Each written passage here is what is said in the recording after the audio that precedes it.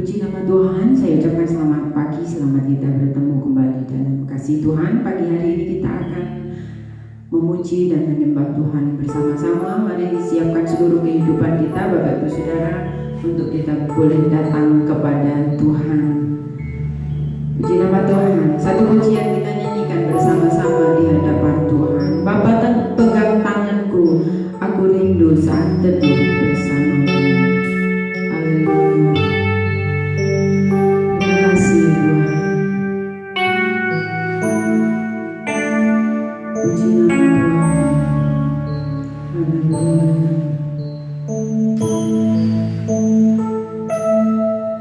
Bapa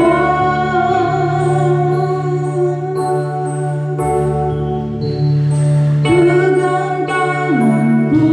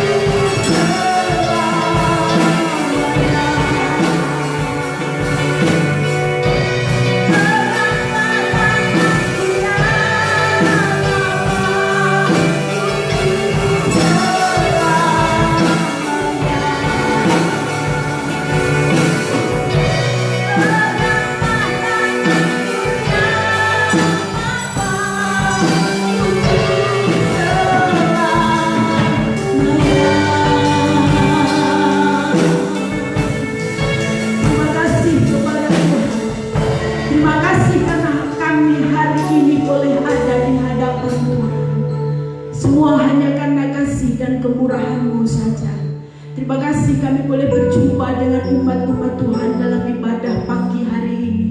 Kami mendapati bahwa hidup kami sungguh kemurahan Tuhan berlaku atas hidup setiap hari. Terima kasih kepada Tuhan. Hari ini kami membawa pujian syukur kami kepada Tuhan, dan kami mau bersorak-sorai bersama-sama di hadapan Engkau. Sebab itu pimpin ibadah kami dari awal sampai kepada akhirnya, sehingga sungguh hidup kami diberkati dan dikuatkan oleh Tuhan hari ini. Di dalam nama Tuhan Yesus Kristus kami bersyukur. Haleluya. Sama-sama kita katakan amin. Puji nama Tuhan. Bapak Ibu Saudara akan terus memuji Tuhan sebab Dia baik bagi kita. Amin. Ketika Tuhan memulihkan keadaan Sion, keadaan kita seperti orang. Haleluya.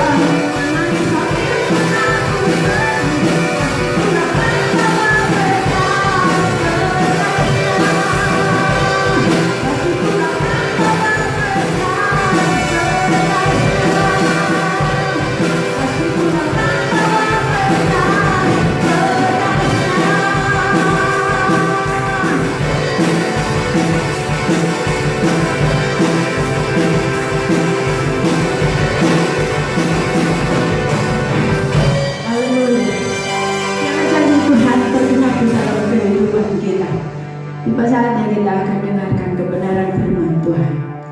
Haleluya. Tuhan sempurna dalam setiap rancangannya.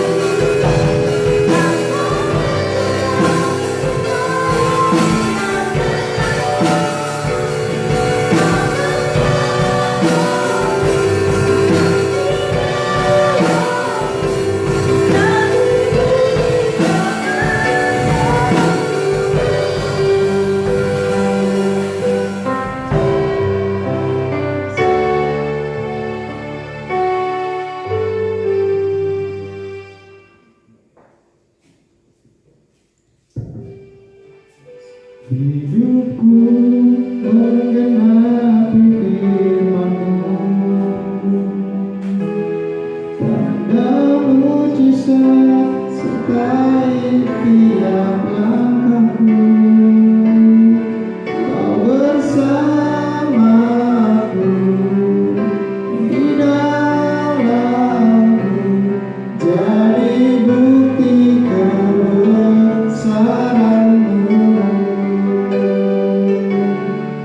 Hidupku menggenapi firman-Mu, tanda mujizat sertai tiap langkahku. Kau bersamaku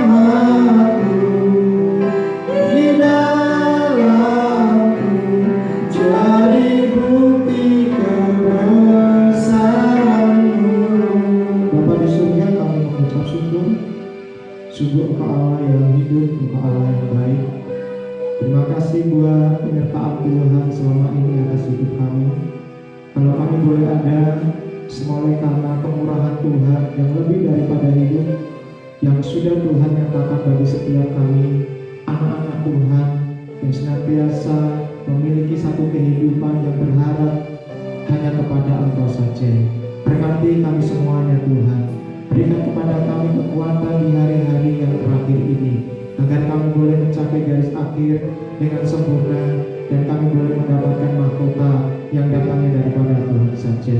Memberkati setiap kami yang hari ini boleh mengikuti ibadah baik di tempat ini maupun di rumah mereka masing-masing melalui live streaming, media sosial yang mereka pakai. Biarlah setiap perawatan-perawatan, handphone, gadget, tablet, laptop ataupun komputer yang dipakai oleh jemaat-jemaat Tuhan, biarlah Kau kuduskan pakai setiap peralatan itu, agar peralatan itu dapat mengikat kami untuk kami bisa beribadah bersama-sama pada pagi hari ini. Tentunya dengan kuat kuasa Roh Kudus-Mu, Kau mempersatukan kami, Kau mempertemukan kami di ibadah live streaming ini. Biarlah di dalam setiap kehidupan kami diberkati oleh Tuhan. Rumah-rumah daripada jemaat-jemaat Tuhan diberkati oleh Tuhan. Dan ketika kami mengikuti ibadah ini, dan ketika kami mendengarkan firman Tuhan ini, kami yakin ada sebuah restoration, ada sebuah pemulihan yang terjadi atas setiap kehidupan kami pribadi lepas pribadi, agar kehidupan kami di masa-masa yang akan datang adalah kehidupan yang diperkenankan oleh Tuhan dan diberkati oleh Tuhan. Terima kasih Tuhan, kami boleh mengucap syukur pada pagi hari ini, dan kami sudah siap untuk mendengarkan semua kebenaran firman Tuhan. Mari semuanya yang sudah siap mendengarkan kebenaran firman Tuhan, kita katakan bersama-sama, amin. Selamat pagi Bapak Ibu Saudara. Selamat kita kembali di ibadah Sabat Raya pada pagi hari ini. Dimanapun kau berada, ya doa saya tetaplah kau sehat, kuat, dan terus menaruh harapan dan kepercayaanmu hanya kepada Tuhan saja. Saudara-saudara, ibu bapak yang saya kasihi di dalam Tuhan kita Yesus Kristus, berbicara tentang pemulihan adalah sesuatu yang berbeda sekali dengan kata pertobatan. Pertobatan itu adalah dimulai dari awal. Sebelum ada pertobatan, ada kebangunan rohani terlebih dahulu. Seseorang sudah mengalami kebangunan rohani, itulah dimulai awal dari sebuah pertobatan. Dan ketika mengalami sebuah kebangunan rohani, maka terjadilah sebuah pertobatan di dalam setiap orang-orang yang percaya kepada Tuhan. Pertobatan itu adalah di awal titik, Bapak Ibu Saudara, ya, di awal, di mana kita dari manusia lama menjadi manusia baru. Itulah anugerah Tuhan terjadi dalam hidup orang itu. Maka saya selalu ingatkan buat ibu bapak saudara semuanya, seluruh sidang jemaat Tuhan, tidak mungkin orang yang hidupnya diperbaharui tanpa pekerjaan Roh Kudus atau Tuhan yang berintervensi langsung. Inilah anugerah Tuhan turun. Maka saya mau sampaikan, tidak boleh menggunakan kata anugerah dengan kebablasan. Di Dikit-dikit anugerah, dikit-dikit anugerah. Kita hidup anugerah, makan anugerah, ini anugerah. Kita dapat berkat anugerah. Nggak boleh Bapak Ibu Saudara. Karena kata anugerah hanya diperuntukkan untuk pengampunan dosa dan keselamatan. Anugerah itu artinya begini saudara. Kamu diberikan keselamatan atau kamu diampuni dosamu. Tidak ada upayanya kita, tapi diberikan oleh Tuhan secara free, secara gratis, tanpa ada tindakan dari kita. Tapi anugerah itu tidak boleh diobral menurut pandangan kita. Tidak boleh digunakan kata-kata anugerah itu keseringan yang tidak sesuai dengan peruntukan atau konteks masalah tersebut. Sehingga anugerah itu adalah pengampunan dan keselamatan. Walaupun diberikan free, walaupun diberikan secara gratis oleh Tuhan, tetapi tidak murahan Bapak Ibu Saudara, tidak murahan. Karena tidak semua orang dapat menerima anugerah. Anugerah itu adalah pemberian dari Tuhan. Tuhan sendiri yang menentukan kepada siapa Dia memberikannya. Bersyukurnya saudara dan saya sudah menerima anugerah dari Tuhan. Jadi kalau kita hidup hari ini bukan karena anugerah, tapi kita hidup hari ini karena Tuhan berbelas kasihan kepada saudara dan saya. Kalau saya bisa melayani, ya, kalau saya bisa melayani, Bapak Ibu Saudara bisa melayani Tuhan, bukan karena anugerah. Karena anugerah itu kata awal dari sebuah yang tadi revival, pertobatan itu anugerah yang bergerak di dalamnya. Tapi dalam perjalanannya ke sini, kita bisa hidup, kita bisa makan, kita bisa sekolah, kita bisa bekerja, kita bisa berumah tangga, dapat minuman, dapat makanan. Itu karena belas kasihan Tuhan. Tapi kalau kita bisa melayani Tuhan, hari ini kita bisa dipercayakan karena Tuhan bermurah hati mempercayakan pelayanan ini kepada saya dan saudara. Jadi saudara bisa bedakan kata anugerah, kata belas kasihan, dan kata kemurahan hati. Karena kata anugerah tidak bisa dipakai sembarangan, tidak bisa dipakai menurut cara berpikir kita sendiri. Jadi kita harus tahu dulu penggunaan kata yang tepat dalam identitas atau sifat dari pribadi Allah itu sendiri. Baru kita masuk. Jadi orang yang telah mengalami revival, mengalami sebuah kebangunan rohani, ya, menghasilkan pertobatan, anugerah Tuhan.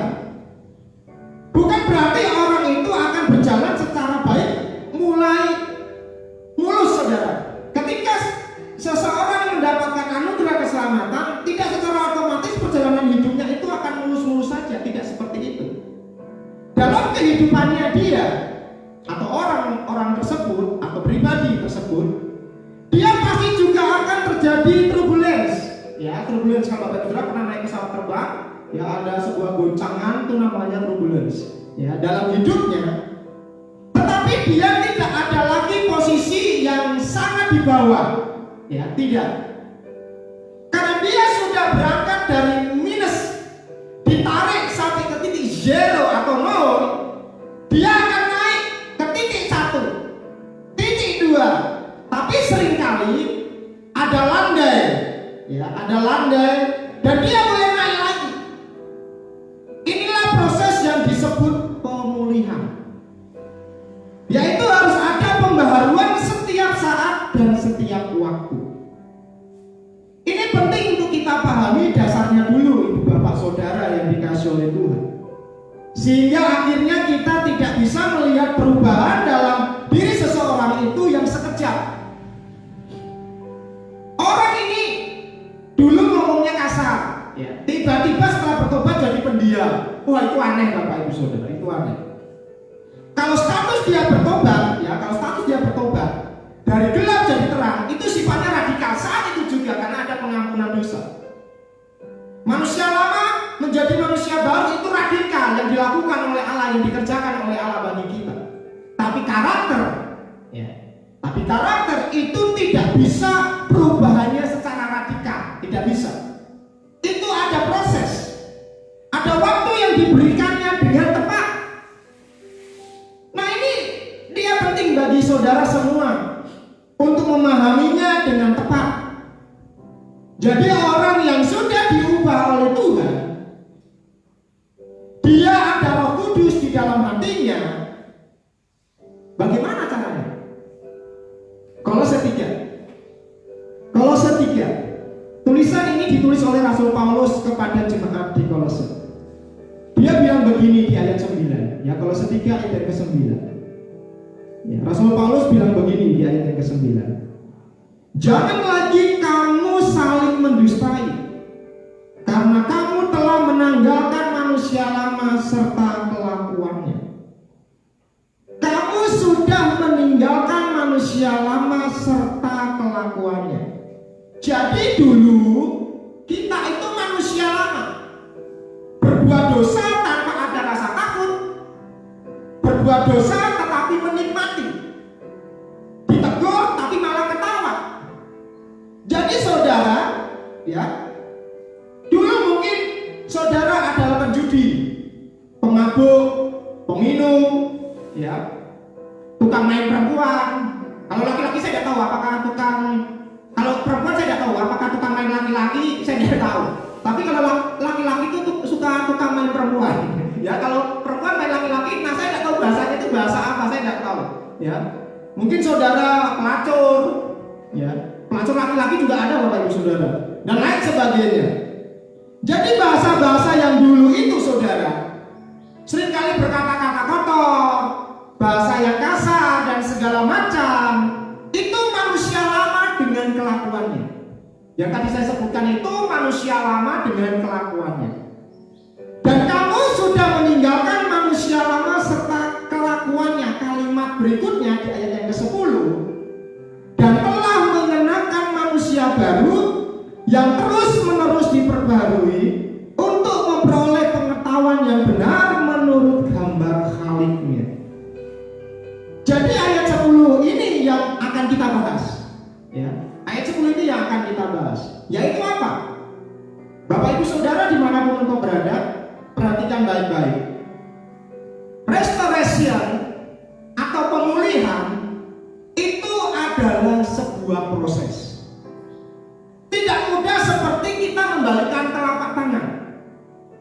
Maka kalimatnya, ya, di ayat 10 tadi, dan telah mengenakan manusia baru. Jadi manusia lama ke manusia baru itu otomatis saudara, karena Tuhan yang mengerjakan, otomatis. Ya, seperti tadi saya bilang di awalnya. Perubahannya radikal statusnya. Tetapi kalimat berikutnya yang terus menerus, artinya continue, berkesinambungan, berkelanjutan. Hari ini present, tapi hari ini continuous dia. Hari-hari demi hari harus lebih baik. Yang tadinya berkata kasar, sekarang tidak lagi berkata kasar. Yang tadinya dulu pemabuk keras, peminum keras, ya sekarang harus berhenti total. Jadi ada proses yang Tuhan berikan, tapi tidak langsung perubahan itu langsung tajam sekali, tidak Bapak Ibu Saudara, tidak. Lewat sebuah proses karakter dibentuk oleh Tuhan. Di saat itulah kita harus diperbarui terus menerus. Jadi ternyata ikut Tuhan itu ada kelasnya. Ya, ikut Tuhan itu ada kelasnya, bukan hanya di sekolah sekuler saja yang kelasnya itu dibedakan, tetapi ikut Tuhan itu ada kelasnya, Ibu Bapak Saudara. Ada bagian-bagian, ada step by stepnya yang penting. Kita sebagai orang tua, ya, seringkali saya menemukan di lapangan, saya berjumpa banyak orang, baik orang yang percaya maupun orang yang belum percaya. Ya. Sebagai orang tua, jangan paksa anakmu tiba-tiba berubah langsung menjadi instan. Ya.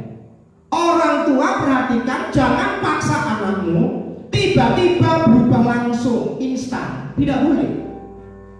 Sebagai seorang istri berharap suamimu berubah langsung secara instan. Tidak boleh juga.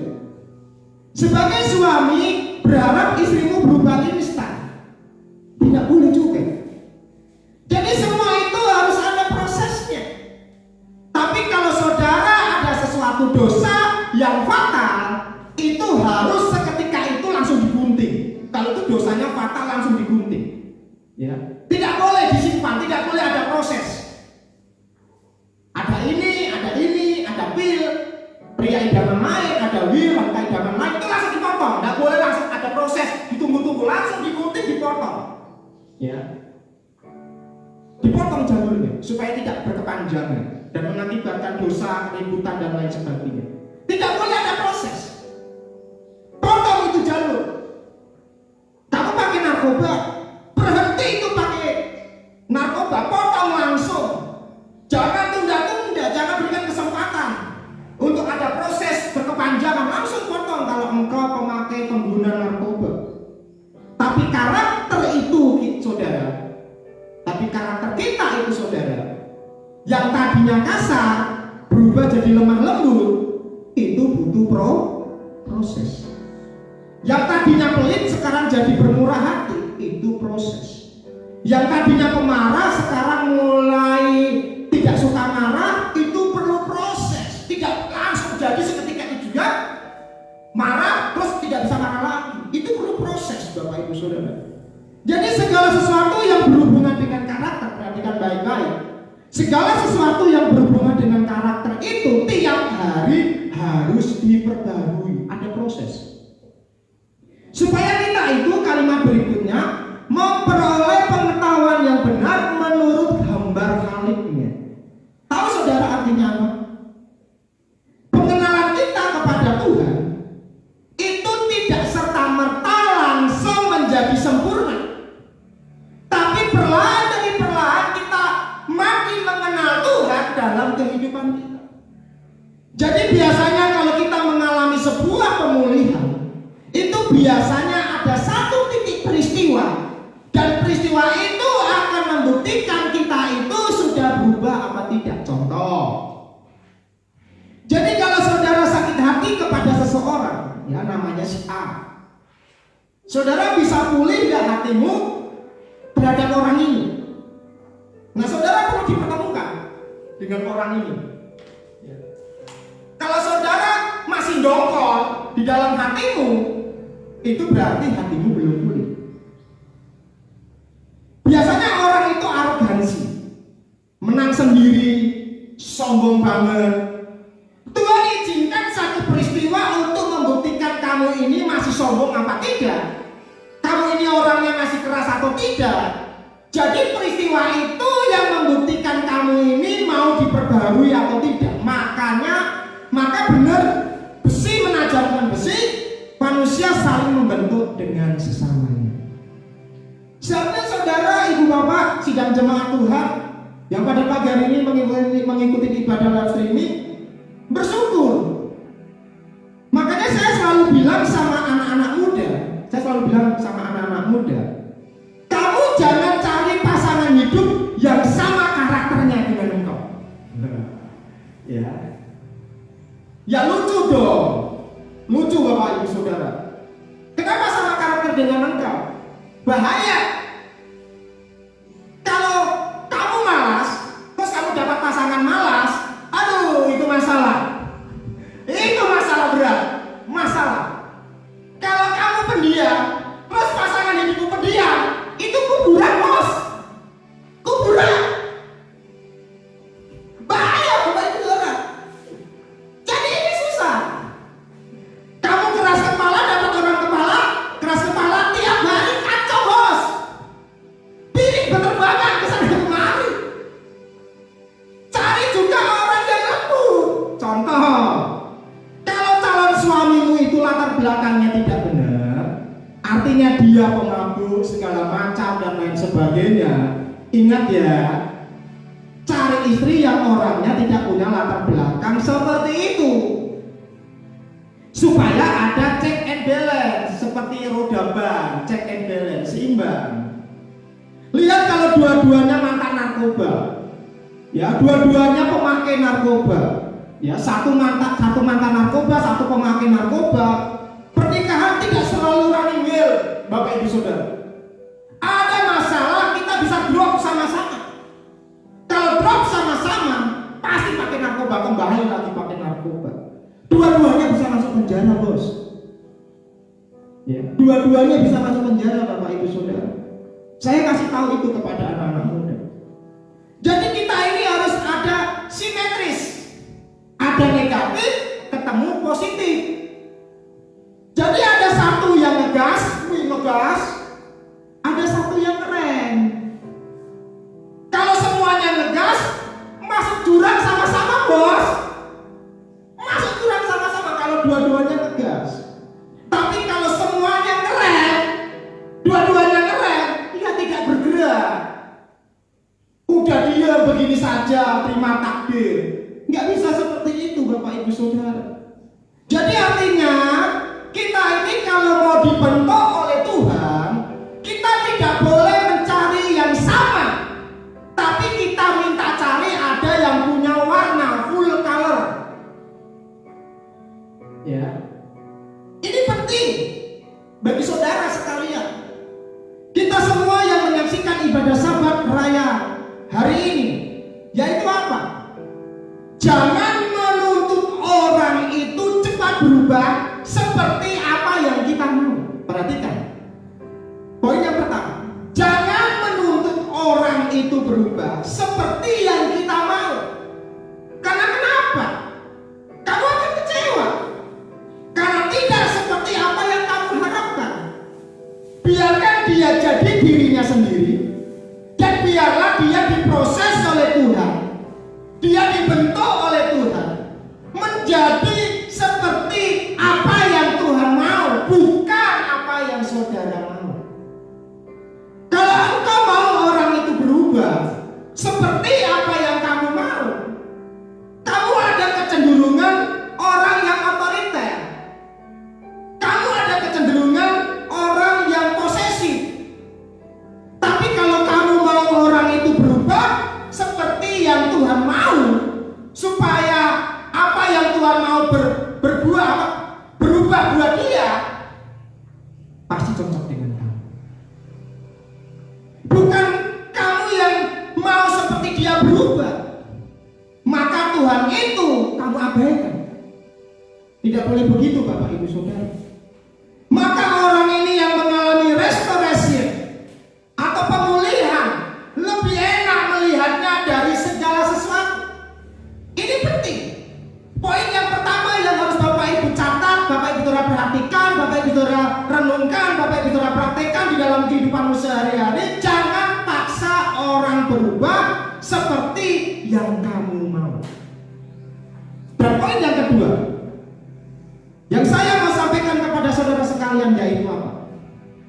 Poin yang kedua adalah ketika orang itu di dalam satu situasi yang sama, saudara, anggap dia tidak bisa berubah, saudara jangan mengintervensi untuk mengubah dia. Ya, jangan lakukan seolah-olah saudara itu ingin mengubah dia. Jangan lakukan itu. Jadi bagaimana caranya? Yang pertama, biarkan dia yang datang sama Tuhan dan Tuhan yang proses dia. Yang kedua, berikan kepada Tuhan hak penuh untuk mengubah orang itu. Mungkin saudara bertanya, Pak Pendeta, kalau begitu sampai kapan waktunya? Bukan waktumu, tapi waktunya Tuhan. Tuhan bisa sertai waktunya, bisa singkat, bisa diperpanjang dengan jangka panjang. Yang dibutuhkan saudara adalah harus setia dan taat.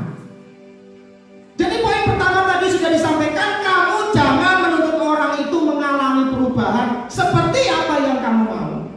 Yang kedua, memberikan otoritas penuh kepada Tuhan yang bertindak. Walaupun Tuhan tidak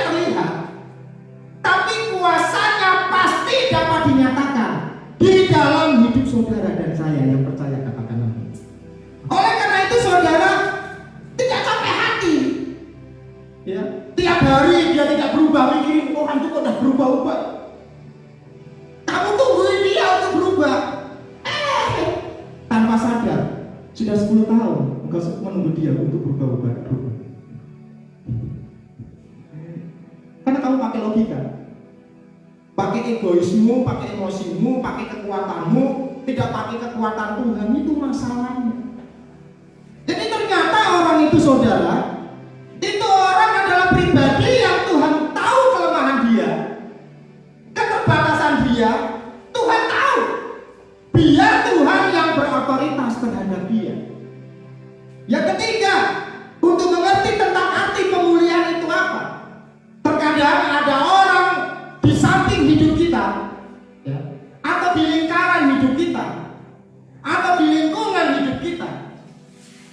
Justru orang itu dipakai Tuhan untuk membentuk kita juga, supaya karakter kita diubah oleh Tuhan lewat orang itu seringkali. Ya, jadi kalau ada temanmu menjengkelkan, orang ini kok tidak berubah, kamu berpikiran positif saja. Orang itu sedang dipakai Tuhan untuk mengubah karakter kita juga. Jadi ternyata ada orang yang menyebalkan di sekeliling kita. Banyak ada Bapak Ibu Saudara? Banyak. Ada banyak orang yang menyebalkan di sekeliling kita. Ada banyak orang yang menyebalkan di lingkungan kita. Ada banyak orang yang menyebalkan di lingkaran kehidupan kita. Banyak. Yang kita mau, ya, yang kita mau seringkali dia itu berubah. Tetapi Tuhan juga memakai orang itu untuk mengubah hati kita, supaya kita juga dapat menerima orang itu, menerima dia apa adanya. Saya katakan amazing. Kalau kita mau menerima orang itu walaupun orang itu tidak berubah, itu amazing, luar biasa. Karena orang itu akan dipakai oleh Tuhan untuk membentuk karakter kita juga. Yang pertama, saudara kehendaki dia berubah seperti apa yang kamu mau. Itu bahaya. Buang waktu. Yang kedua, berikan Tuhan berotoritas untuk mengubah orang itu. Dan waktu Tuhan tidak bisa kamu atur. Saya tidak bisa atur. Bisa short time, bisa waktu yang panjang ataupun singkat, tapi biarkan Tuhan yang bekerja. Maka saya bilang tidak boleh pakai kekuatan kita sendiri yang penuh dengan emosional, dan biarkan Tuhan yang bekerja. Yang ketiga, peristiwa yang terjadi tadi di dalam lingkungan keluargamu justru dipakai Tuhan untuk membentuk kita seperti apa yang Tuhan mau, supaya kita pun juga diubah. Yang itu berarti Tuhan izinkan itu terjadi di dalam hidupmu. Sebenarnya kalau kita lihat dengan topik ini, Ibu Bapak Saudara, sidang jemaat yang saya kasih di dalam Tuhan kita Yesus Kristus, kita itu tidak perlu ngotot dalam segala sesuatunya. Karena kalau kita ngotot, waktu itu berjalan terus. Kita nanti kalau terlalu banyak mikir, orang itu tidak berubah-ubah, ya, pikiranmu terlalu berat. Setelah pikiranmu terlalu berat, asam lambungmu naik. Makanya ada penyakit emah. Terlalu banyak mikirin, suamiku tidak berubah, istriku tidak berubah, calon pasanganku kok tidak berubah-ubah, teman seiman di gereja kok tidak berubah-ubah, termasuk mungkin Bapak Pendeta tidak berubah-ubah. Kalau kau terus mikirin itu terus, asam lambungmu naik, engkau sakit dan engkau akan berpenyakitan. Kalau kamu mikirin orang itu tidak berubah, bisa sakit hati, bos. Bisa sakit hati, bisa jadi penyakit. Kamu yang rugi, kasihan kamu, kasihan deh. Ngapain begitu Bapak Ibu Saudara? Kita harus mulai memilah-milah, meringankan beban pikiran kita. Tambah usia, software kita, tambah usia, software kita juga makin padat. Kalau tambah usia itu nggak seperti pada waktu kita masih muda. Software kita masih banyak yang kosong. Sekarang udah mulai padat. Kadang-kadang lemot. Jaringan wifi nggak ada di software kita, lemot. Naik turun tuh lemot. Jadi kadang-kadang loadingnya agak lama karena bertambah umur. Jadi saya mau kasih tahu kepada Bapak Ibu Saudara, kita mulai tenang. Ya. Tambah usia kita mulai tenang. Mulai memilah mana yang penting, mana yang tidak penting. Yang tidak penting nggak usah diurus-urus. Yang nggak penting nggak usah dipikir-pikirin, ya kan? Nggak usah lah. Engkau masih mau bekerja, cari nafkah. Masa engkau mikirin orang itu terus? Engkau nggak konsentrasi bekerja cari uang. Jangan anak konsentrasilah engkau belajar. Ngapain engkau ngurusin mantan pacar? Mantan pacar kan nggak usah diurusin. Urusin yang bisa diurusin saja mata pelajaran, gitu kan? Udah bisa pusing, kita nggak bisa makan, nggak bisa tidur, stres, depresi, lemot, software kita, ya. Maka Tuhan bisa pakai orang yang menyebalkan di sekeliling kita itu untuk membentuk karakter kita juga. Jadi ngapain kita emosi? Ngapain kita ngotot? Ngapain kita marah? Nggak ada gunanya. Karena kedua belah pihak itu saling menguntungkan. Kita memproses dia juga memproses kita lewat setiap karakter yang Tuhan izinkan untuk saling memproses. Besi menajamkan besi, manusia menajamkan sesama. Yang keempat, yang terakhir. Apa itu yang keempat? Yang keempat itu saudara, setiap orang punya masa lalu. Saudara punya masa lalu, saya punya masa lalu.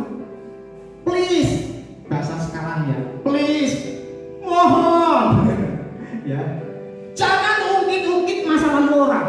Amin. Jangan ungkit-ungkit masa lalu suamimu. Jangan ungkit-ungkit masa lalu istrimu. Jangan ungkit-ungkit masa lalu orang tuamu.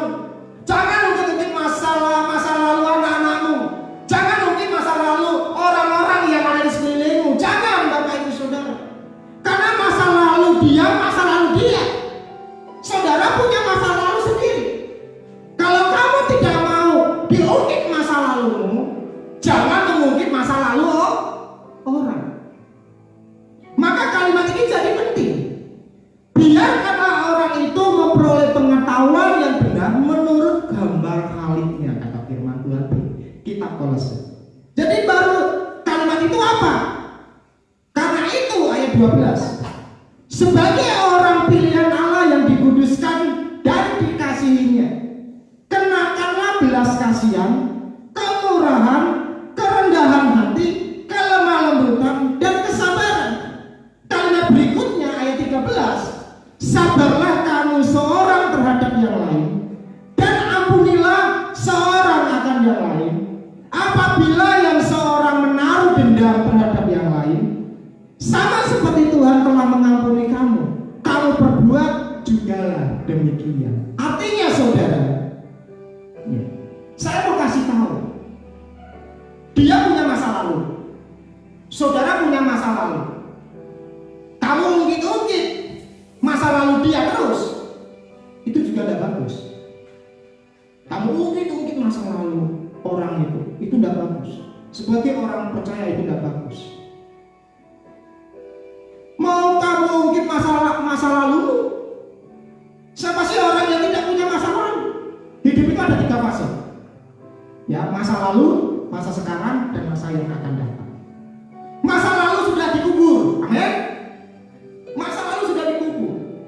Masa sekarang ya sekarang, nikmati saja. Masa yang akan datang ya belum kita bisa rasakan, kita nikmati saja masa yang sekarang, nikmati. Maka restoration hari ini adalah pemulihan itu harus kompleks, saudara. Jadi kita ini di hadapan Tuhan sama. Jadi kalau kita tidak mau mengungkit masa lalu orang, itu berarti sudah menolong orang itu secara psikologi dan rohani, ya, supaya orang itu tertolong dan dia bisa move on, ya, dia bisa moving, yaitu bergerak untuk lihat ke depan. Oleh karena itu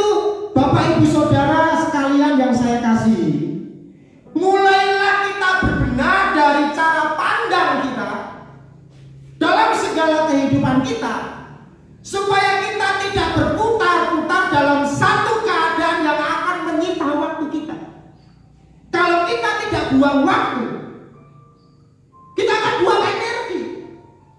Kena perasaan kita kecewa, kena batin kita marah, ya, kena pikiran kita jadi sedih, kena perasaan kita tidak suka sama seseorang. Itu akan buang-buang energi, Bapak Ibu Saudara. Dan iblis maunya kita berada di titik itu. Tetapi Tuhan ingin kita mengalami sebuah restorasi, sebuah pemulihan. Jadi poin yang pertama, saya akan ingatkan kepada Bapak Ibu Saudara, jangan menuntut orang berubah seperti kemauan kita. Yang kedua, berikan otoritas Allah untuk mengubah orang itu sesuai waktunya Tuhan. Dan yang ketiga, Tuhan pakai orang itu, orang yang menyebalkan, orang yang menjengkelkan itu, untuk membentuk kita, supaya kita juga bisa berubah seperti apa yang Tuhan mau. Dan yang keempat, yang terakhir, biarlah saudara belajar untuk tidak melihat masa lalu orang, karena kamu juga tidak mau dilihat masa lalunya. Dan terakhir saudara, dari kesimpulan ini semua yaitu apa? Kalimatnya adalah kalimat yang tegas. Kalau segala sesuatu sudah dipulihkan, saya dipulihkan, saudara dipulihkan, Bapak Ibu Saudara dipulihkan, orang tuamu dipulihkan, pasanganmu dipulihkan, semua dipulihkan. Bukan karena kita, bukan karena kemampuan kita, bukan karena usaha kita, bukan karena hebatnya kita, ya, bukan karena saudara, tapi karena Tuhan. Maka caranya bagaimana? Caranya adalah dengan satu kalimat, yaitu biarkan segala sesuatu berjalan dalam tuntunan Tuhan. Tapi jangan lupa engkau terus berdoa, ya, tentang hal itu, sehingga ketika hal itu terjadi, yaitu restorasi dan pemulihan terjadi, ya, Tuhan yang sedang bekerja, dan semua untuk kemuliaan nama Tuhan. Nah, untuk itu Bapak Ibu Saudara yang dikasihi oleh Tuhan, sidang jemaat Tuhan dimanapun engkau berada, mari kita mengalami sebuah pemulihan, kita mengalami sebuah restorasi, ya. Jangan pernah menuntut orang lain berubah, jangan. Biarkanlah Tuhan sendiri yang mengubah dia. Sampai kapan? Bukan waktu kita, bukan urusan kita, tapi biarlah itu waktunya Tuhan. Izinkan Tuhan yang berotoritas atas orang itu. Jangan pakai kekuatan kita mau mengubah orang itu, tidak bisa. Kita mau baik-baiki dengan kemampuan kita, tidak akan pernah baik di hadapan orang itu. Biarkan otoritas itu, yaitu otoritas Tuhan, yang mengubah orang itu sesuai dengan rencana dan waktunya Tuhan. Dan yang ketiga, Tuhan mau pakai orang itu untuk membentuk karakter kita, ya. Dan yang keempat, belajar untuk tidak melihat masa lalu orang, karena kita juga punya masa lalu sendiri. Nah, untuk itu Ibu Bapak Saudara yang dikasihi oleh Tuhan, pada kesempatan pagi yang indah ini, mari kita mengalami sebuah restorasi, dipulihkan untuk menjadi berkat. Itu moto gereja kita, dipulihkan untuk menjadi berkat dimanapun engkau berada. Pemulihan, restorasi, warisan yang akan kita berikan kepada anak cucu kita, yaitu hati yang dipulihkan, hati yang sama seperti Bapa di surga. Inilah warisan yang akan kita berikan kepada anak cucu kita, hidup yang dipulihkan, sehingga ketika hidup kita dipulihkan, maka anak cucu kita ke depan juga akan mengalami berkat, dan mereka tidak akan pernah meminta-minta roti, seperti firman Tuhan yang saya sampaikan minggu yang lalu. Supaya hidup kita semakin hari semakin baik, berpikiran positif, berpikiran benar, bahwa Allah turut bekerja dalam segala perkara untuk mendatangkan kebaikan. Diberkatilah Bapak Ibu Saudara, saya tidak panjang lebarkan kebenaran firman Tuhan ini. Bila firman Tuhan ini menjadi sebuah rema dan menjadi sebuah pegangan hidup kita, bahwa izinkan Tuhan yang berotoritas atas setiap pribadi manusia, baik saya maupun Bapak Ibu Saudara. Tuhan Yesus memberkati. Kiranya Engkau memberkati aku berlimpah-limpah dan memperluas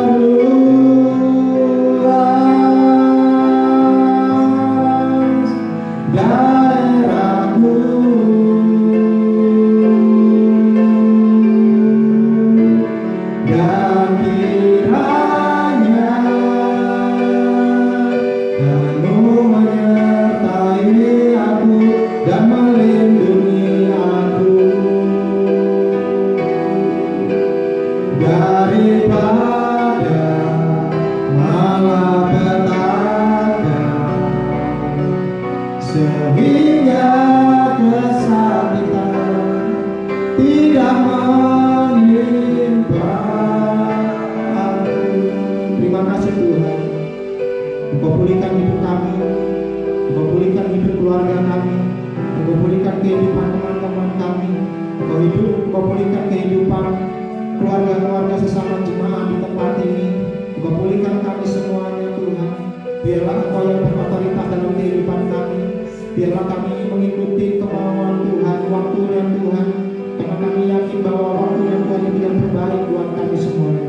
Biarlah kami membuang segala kejahatan, segala dosa, segala dusta, segala kebencian, segala fitnah, kami buang di dalam hati kami semuanya, agar kami boleh mengalami sebuah kehidupan yang dipulihkan oleh Tuhan, sebuah restorasi, agar kami bisa moving, agar kami bisa melihat waktu di depan kami yang harus kami jalani bersama-sama dengan Tuhan.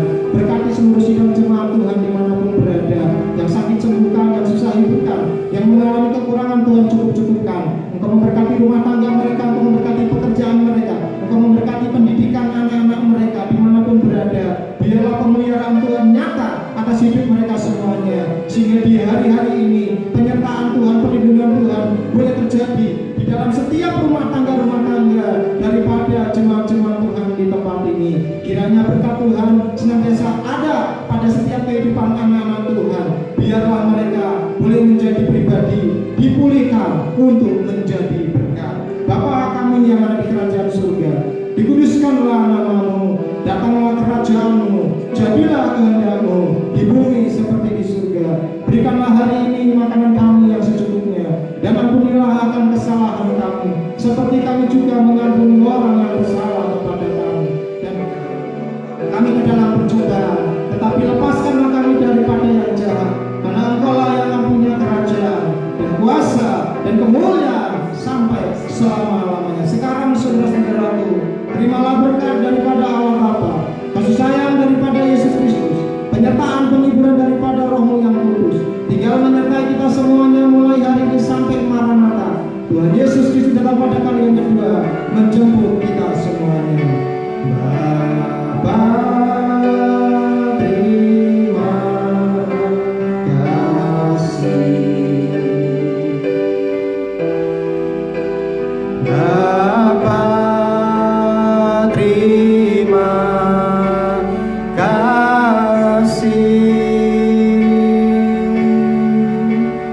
Bapa di dalam surga, ku berterima kasih. Amin. Tuhan Yesus memberkati.